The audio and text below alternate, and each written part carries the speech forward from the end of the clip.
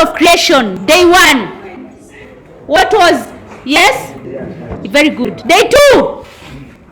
Day 2. Day 2. Yes? Sky. Day 2 is sky. You've not answered. Can you go back? Ujasema sky. Enda huko.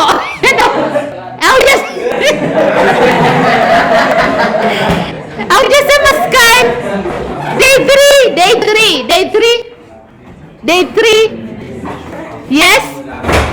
Day 3 is land and sea. Very good. Sit down. Yes, very good. Responsibilities of man. Responsibilities of man given during creation. Responsibilities of man.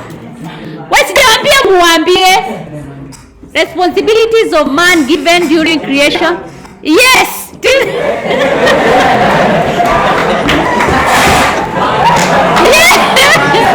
Yes. Yes. Responsibilities. Yes. Yes. What is it called? You are not doing your revision. To feed the animals is to take care of the creation. Yes.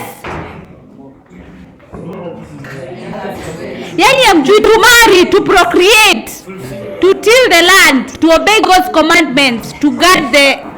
Sasa ndauliza gani? Ngoja kidogo. Nini mnajua? Wacha nirudi kidogo kwa Bible. No, hiyo siwaulizi.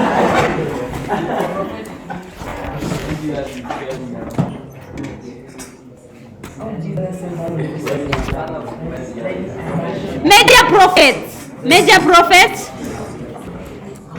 Yes. Jeremiah, yes, sit. Yes, sit. Very good. What I wanted to teach you through that is that if the things that you know are brought in the exam, you would pass. If you would read, you would pass. But you're not doing your revision. That is for yes. Nani? Stanley, naitwa na Mr. Chalo. Nilikuwa na kufunza kuwa ungekuwa unasoma ungekuwa unapasi mtihani. Ungekuwa unasoma ona, we've just tackled one semi topic in form 1, one major topic na maswali tu kidogo. Na ukumbuki. And the paper contains form 1 work, form 2 work. Yes, form 1 and form 2 work, it's a form 3 work. Sasa ukumbuki just 2 topics.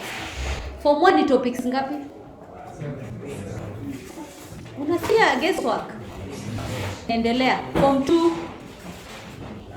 2 is wide. Let me tell you, if you want to pass KCSE, read form 1 and form 2. Actually, form 4 is usually like 2 questions, sometimes only 1 of 20 marks. That is, when I'm talking about 20 marks, is question 6, A, B, and C.